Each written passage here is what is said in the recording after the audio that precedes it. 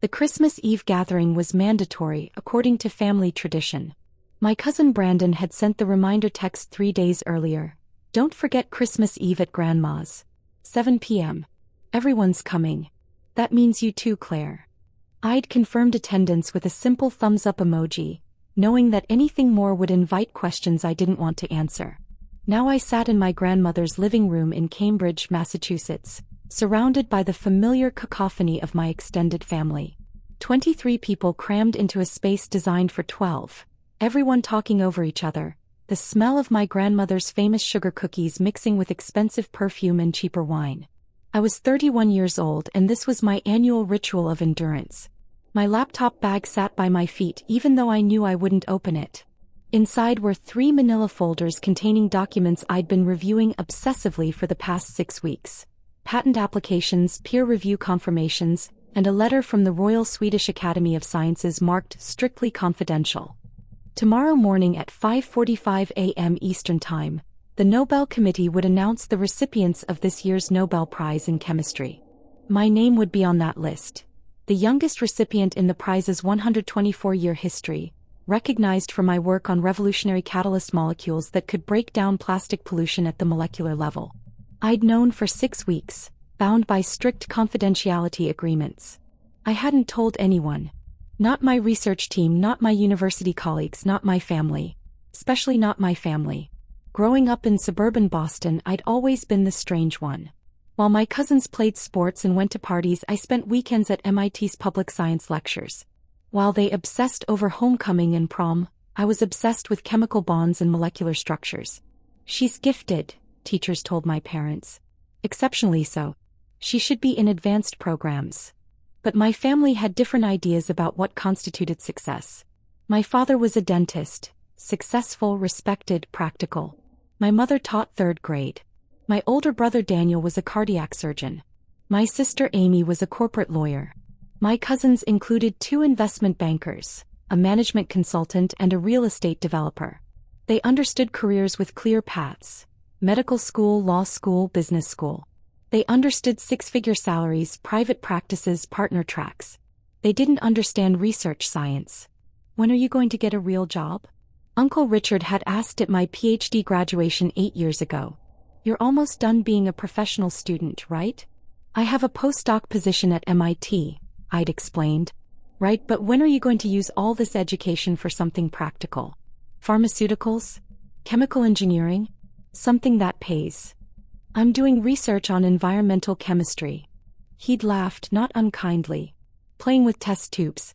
That's sweet, Claire. But eventually you'll need to think about a real career.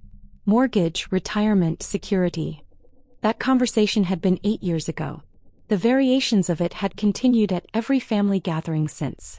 Now I sat on my grandmother's couch wearing the same J. Crew sweater I'd worn for 3 years, drinking grocery store wine from a plastic cup, while my family discussed their impressive lives around me.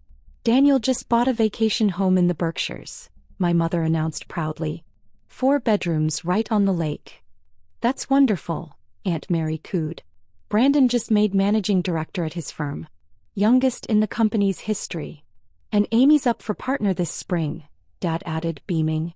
The firm's biggest case went to her team. I sipped my wine and said nothing. Grandmother, perceptive as always at 87, turned to me. And what about you, Claire dear? How is your work at the university? It's good, Grandma. Still doing research? Mom asked, her tone suggesting I was pursuing an extended hobby rather than a career. Yes. On what again? Uncle Richard leaned forward. Something about plastic? Catalytic degradation of polymer chains in marine environments. He blinked. Right. And that means I'm developing molecules that can break down plastic pollution in oceans. That's nice, Aunt Mary said in the voice people use with children explaining their imaginary friends. Such important work, caring about the environment. It's not just caring, I said quietly. It's finding solutions. Of course, of course. She patted my hand. But dear, have you thought about applying this to something more lucrative? Chemical companies must be hiring. I'm exactly where I want to be. Working for the university, Mom said with a sigh. Making what, $60,000 a year? 72. See? That's barely enough to live on in Boston. Meanwhile, Daniel's making 5 times that. Amy's making 4 times that. Even your younger cousins in finance are making more than you. I'm not motivated by salary. Everyone says that until they need to buy a house, Dad interjected. Claire, we're not criticizing. We're worried. You're 31. No house, no significant other, still renting that tiny apartment in Somerville. You're brilliant, but brilliance without direction is just wasted potential. My work has direction. Does it? Uncle Richard challenged. What's the end goal here? You've been at this for years. Where's it going? My research is progressing. But to what end? Will this plastic-eating molecule thing ever be real, or is it just theoretical research that goes nowhere? I took a breath, keeping my voice level. The research is very real. We've had significant breakthroughs. Breakthroughs, Brandon repeated, making air quotes. Claire, I don't mean to be harsh, but I looked up your work once. You've published some papers. That's great. But papers don't change the world. They just sit in academic journals that nobody reads. My papers have been cited over 8,000 times by other researchers, I said quietly. The room went silent for a moment before Aunt Mary spoke. Well, that's impressive, dear. But citations don't pay the bills, do they? Mom set down her wine glass. Claire, honey, we asked you here tonight because we want to have a serious conversation. The whole family has been discussing it and we're concerned about your trajectory. My trajectory is fine. It's not, Dad said firmly. You're in your 30s, still living like a graduate student, working on research that might never amount to anything practical. We want better for you. Better. A real career, Uncle Richard said. Something with security and growth potential. Daniel knows people at several pharmaceutical companies. They're always looking for chemists. Starting salary would be $140,000, plus benefits, plus bonus potential. I'm not interested in pharmaceuticals. Why not? Pride. Because I'm doing work that matters. All work matters if it pays the bills, Mom said. Claire, we love you, but you're being stubborn and unrealistic. It's time to accept that the academic research dream isn't panning out and move on to something substantial. Brandon pulled out his phone. Actually, I pulled some numbers. The median salary for chemistry professors is $82,000. Even if you get tenure eventually, which takes years and isn't guaranteed, you'll max out around $120,000. Meanwhile, in industry, you could be making $200,000 within 5 years. I don't care about salary comparisons. That's because you've never had real money, Amy said, her lawyer voice cutting through the conversation. Once you experience financial security, you'll understand what we're talking about. I have financial security. Do you? Dad challenged. How much do you have in retirement savings? Emergency funds? Investment accounts? I didn't answer. The truth was, I had far more than they imagined. Prudent investments from consulting work I'd done over the years, speaking fees from international conferences, grant money that came with my research breakthroughs. But explaining that would only invite more skepticism. Your silence says everything, Mom said sadly. Claire, we're not trying to attack you. We're trying to help you see reality. You're a brilliant woman who's wasting her potential on research that nobody cares about. The scientific community cares. The scientific community doesn't pay mortgages, Uncle Richard said. Look, I'm going to be blunt because somebody needs to say it. You're the family disappointment, Claire. You had more potential than anyone. Perfect SAT scores, full scholarship to MIT, PhD before you were 25. And what have you done with it? You're a postdoc making less than a high school teacher, living in a studio apartment working on theories that will never see the real world. The words hung in the air like a chemical cloud, toxic and inescapable. Grandmother's voice cut through the silence, sharp and clear. Richard, that's enough. I'm just being honest, Mother. Sometimes love means telling hard truths. Sometimes love means believing in people, she countered. Claire is doing exactly what she should be doing. With all due respect, Mother, you're not objective. You've always had a soft spot for Claire. Because she's brilliant and passionate and following her calling. That should be celebrated, not criticized. Being brilliant doesn't mean anything if you can't monetize it, Brandon interjected. That's just reality in the modern world. I stood up, my movements calm and deliberate. I need to use the restroom. I walked down the familiar hallway to my grandmother's bathroom, locked the door and stood there for 3 minutes, breathing slowly and evenly. This was normal. This was every family gathering for the past 8 years. This was the price of pursuing work they couldn't understand or value. My phone buzzed in my pocket. A text from my department chair at MIT. Reminder. Embargo lifts at 5:45 a.m. Eastern Standard Time tomorrow. Media requests are already flooding in. Prepare yourself. I closed my eyes. Less than 11 hours now. When I returned to the living room, the conversation had shifted to Brandon's upcoming wedding, but the damage was done. I could feel their pity and disappointment radiating toward me like heat from a furnace. I sat back down and Mom immediately reached over to squeeze my hand. "We're just worried about you, honey. You understand that, right?" "I understand." "Good. Because Dad and I have been talking and we have a proposition." Dread settled in my stomach. "What kind of proposition?" "We're willing to support you financially for 1 year while you transition to a real career. We'll cover your rent, your expenses, give you breathing room to find a proper position." "I don't need financial support." "Claire, please don't let pride." "It's not pride. I don't need your money." "Then what are you living on?" Amy asked. "Because $72,000 in Boston doesn't go far." "I manage." "Barely," Dad said. "And that's the point. You shouldn't have to manage at your age with your education. You should be thriving." Aunt Mary jumped back in. "You know, I have a friend whose daughter was just like you. Spent years in academia, thought she was changing the world with her research. Finally woke up at 35 and went into consulting. She's making $250,000 now and actually making a difference in the real world." "I am making a difference. In academic journals that 5 people read," Brandon said.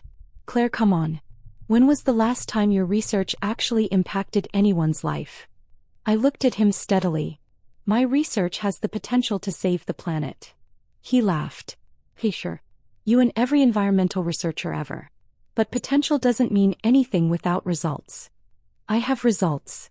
Published papers aren't results. Results are products, solutions, real-world applications that people can use. My work will have real-world applications. When? You've been saying that for years. When does the potential become actual?" I stood again, picking up my bag. "I should go." "Claire, don't leave like this," Mom pleaded. "We're having this conversation because we love you. I know you love me. I also know you don't respect me." "That's not fair," Dad protested. "Isn't it? You just called me the family disappointment. You said my work is worthless. You offered me financial support like I'm a struggling child who needs rescue." "Because from where we're sitting, that's what it looks like," Uncle Richard said. "You're 31, broke, unmarried, working on research that goes nowhere. If that's not struggling, what is?" I looked around the room at my family, successful, accomplished, completely certain in their judgments. "I hope you all have a lovely Christmas," I said quietly. "I'm going home." "Claire, please," Mom started. But I was already walking to the door, pulling on my coat, stepping out into the cold December night. The drive back to my apartment in Somerville took 25 minutes. 25 minutes of silence broken only by the sound of sleet hitting my windshield. I wasn't angry. I wasn't hurt. I was just tired. Tired of explaining. Tired of defending. Tired of being seen as a failure because my success didn't look like theirs. My apartment was small. A studio with barely enough room for my bed, my desk, and my bookshelves. But it was mine, paid for with money I'd earned doing work that mattered. I made tea and pulled out my laptop, reviewing the documents one more time. The Nobel Committee's letter was straightforward and formal. The Royal Swedish Academy of Sciences has decided to award the Nobel Prize in Chemistry 2024 to Drive Claire Westbrook for the development of biocatalytic systems capable of degrading persistent organic pollutants at the molecular level. Dr. Westbrook's breakthrough in designing synthetic enzymes that can break down plastics in marine environments represents a transformative advancement in environmental chemistry. The prize came with 11 million Swedish kronor, approximately $1 million US. But more importantly, it came with global recognition that my work mattered. Not that I'd done it for recognition. I'd done it because the ocean was drowning in plastic and nobody else had figured out how to fix it. My phone buzzed. A text from my grandmother. "Don't let them get to you, dear. You're doing extraordinary work. I'm proud of you. I smiled and texted back, "Thank you, Grandma. I love you." "Love you too, and Claire. I have a feeling everything is about to change. Trust me." I frowned at the cryptic message but didn't question it. Grandmother had always been perceptive in ways that bordered on mystical. I set my alarm for 5:30 a.m. 15 minutes before the announcement, and tried to sleep. The alarm woke me from restless dreams. I made coffee, pulled on sweatpants and a hoodie and sat at my desk with my laptop open. At 5:45 a.m. exactly, the Nobel Committee's website updated. There it was. My name, my research, my life's work validated by the highest honor in science. My phone immediately exploded with notifications. Texts, calls, emails flooding in so fast I couldn't process them. My department chair, Claire. Congratulations. Media circus incoming. Get to campus immediately. My research advisor, I'm crying. You did it. I always knew you would. My postdoc colleagues, Nobel laureate. We're buying so much champagne. And then starting at 6:03 a.m. my family. Mom, Claire, someone posted something about the Nobel Prize with your name? Is this a mistake? Dad, Claire, call me immediately. The news is saying something impossible. Brandon, is this real? Did you win the Nobel Prize? Amy, I need you to call me right now. Everyone's asking me questions. I ignored them all and pulled on real clothes. MIT was expecting me. The media was expecting me. The world was expecting me. My phone rang, a number with a Swedish country code. The Nobel Committee's official congratulations call. Dr. Westbrook, congratulations on your extraordinary achievement. By 8 a.m. I was on campus surrounded by reporters, cameras and colleagues. The press conference was controlled chaos. Questions flew from every direction. Dr. Westbrook, at 31, you're the youngest Nobel laureate in chemistry history. How does that feel? How long have you been working on this research? What are the real-world applications? When will we see this technology deployed? I answered professionally, explaining my research in terms both scientific and accessible. My catalyst molecules could break down plastics in ocean water within months rather than centuries. Early trials showed 94% degradation efficiency. We were partnering with environmental organizations for large-scale ocean cleanup projects. This isn't just theory, I emphasized. This is a practical solution to one of our planet's most pressing environmental crises. The MIT president appeared, beaming. Dr. Westbrook is an extraordinary example of why we invest in fundamental research. This is the kind of breakthrough that changes the world. By noon I was trending on every social media platform. Hashtag Nobel Prize, hashtag Youngest Laureate, hashtag Plastic Solution, hashtag Dear Claire Westbrook. By 2 p.m. CNN, BBC and Reuters had all published extensive profiles. By 4 p.m. the President of the United States had tweeted congratulations. And my phone kept buzzing with messages from family members I hadn't responded to. At 6 p.m., exhausted from interviews and press conferences, I finally returned home. My apartment building lobby was packed with reporters. Building security helped me slip in through the service entrance. I collapsed on my bed, staring at the ceiling and finally, allowed myself to feel it. I'd won the Nobel Prize. I'd done exactly what Uncle Richard said would never happen. I'd made my research matter in the real world. My doorbell rang at 6:47 p.m. I opened it to find my entire family standing there.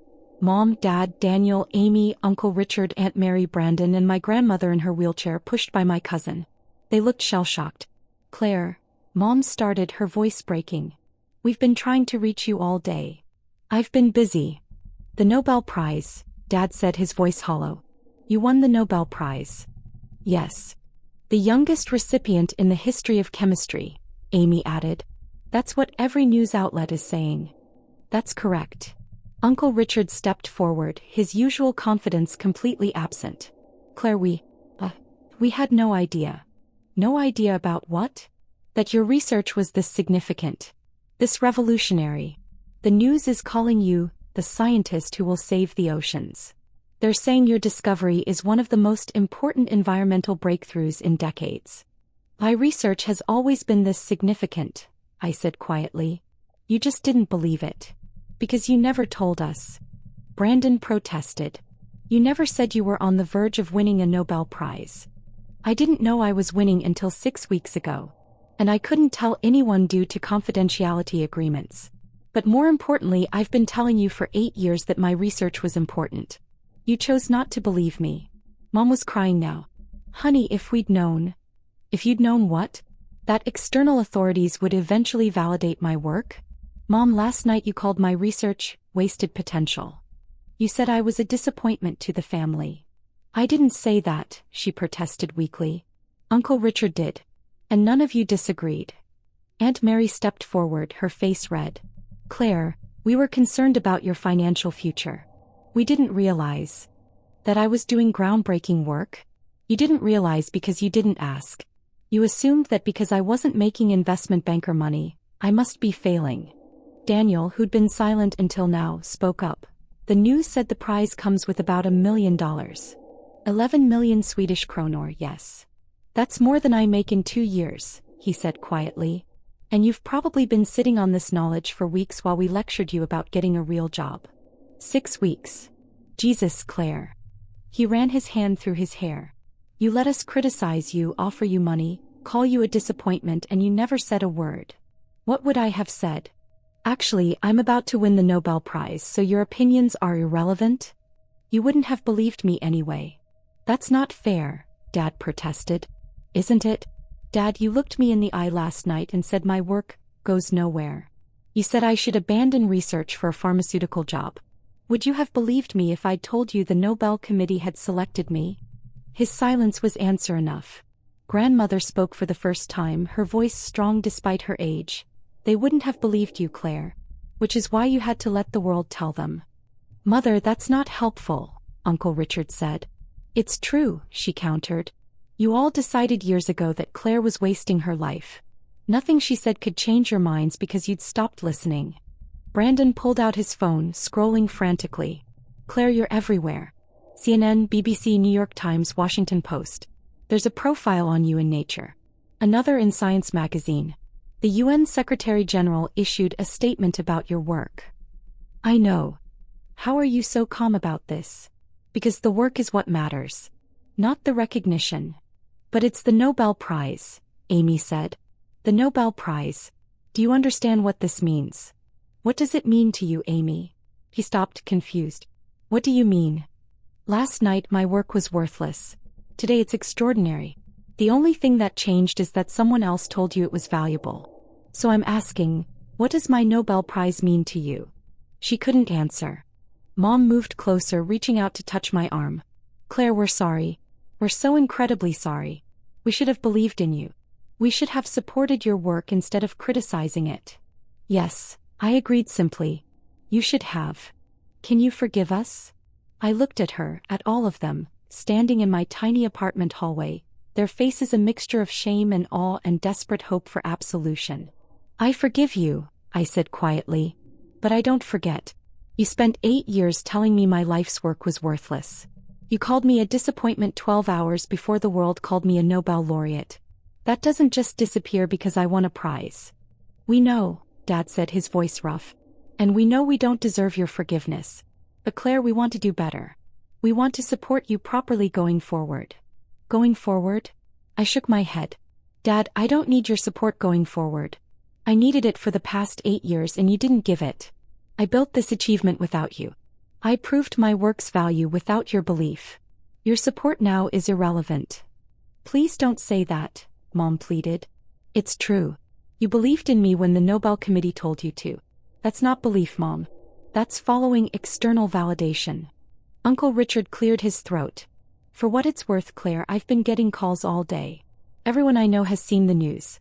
And they're all asking why I never mentioned having a Nobel Prize winner in the family. What did you tell them? That I didn't know. That you never told us how significant your work was. And what did they say to that?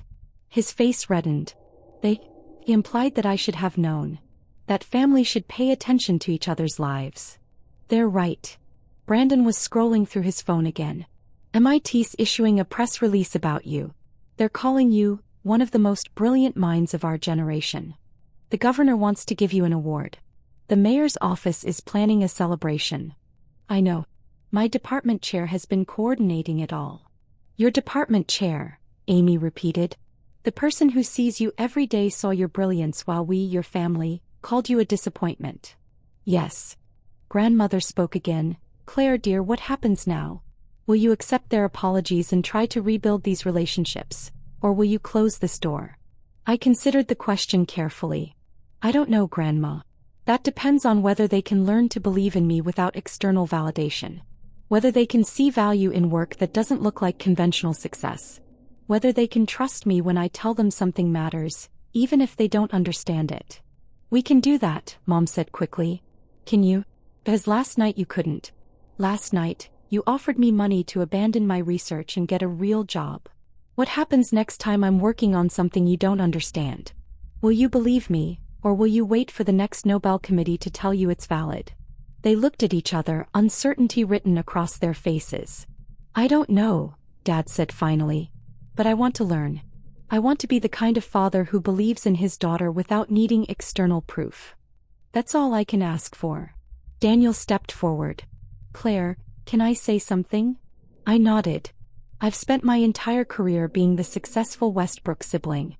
The surgeon, the one who made it, the one everyone was proud of. And today, every single person I know has asked me about you. My colleagues, my patients, people I haven't spoken to in years. Everyone wants to know about my sister, the Nobel laureate. And I realized something. What? That I've been measuring success by the wrong metrics. I thought success was salary and prestige and recognition. But you've been doing work that will literally save the planet, and I've been calling you a disappointment because you weren't making as much money as me. Yes, I said. You have. I'm sorry for that. I'm deeply, truly sorry. Amy moved closer. The news interviewed one of your colleagues. She said you work 16-hour days, that you're obsessed with solving environmental problems, that you've turned down multiple high-paying industry jobs to stay in research. She said you're the most dedicated scientist she's ever known. That's correct. And we called you directionless.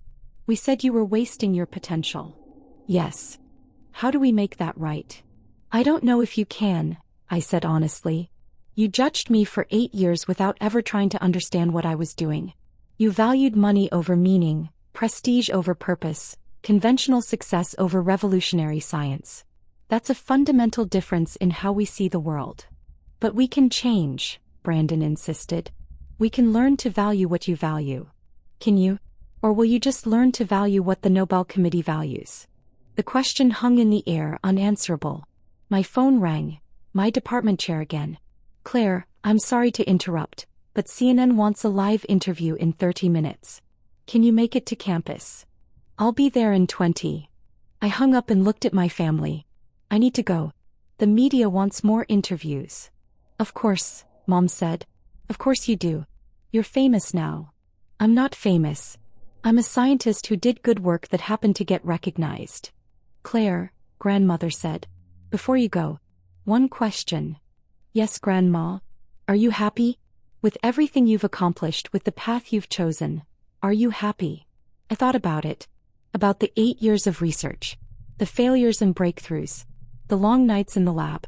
The moments of discovery that made everything worth it. Yes, I said. I'm happy. I'm doing work that matters. Work that will make a real difference in the world. That's all I ever wanted. She smiled.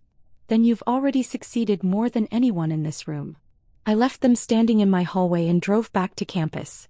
The CNN interview went well. Then Bloomberg. Then BBC World Service. Then a live call with the UN Environmental Program. By midnight I'd done 14 interviews across 6 countries. At 2 a.m. I finally returned home to find a note slipped under my door. Claire, we know we don't deserve your forgiveness or your time. But if you ever want to try to rebuild our relationship on better foundations, we're here.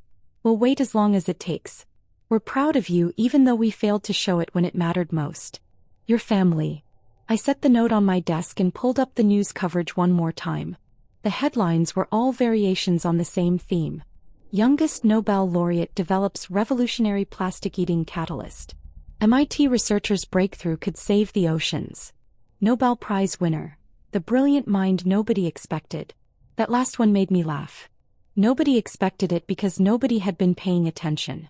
My phone buzzed with a text from my grandmother. I always knew you'd change the world. I just didn't know it would be this soon. Love you, Nobel laureate. I smiled and texted back, "Love you too, Grandma." Another text came through, this one from Uncle Richard. "I've been thinking about what you said. You're right. We didn't believe in you because we were too busy believing in our own definition of success.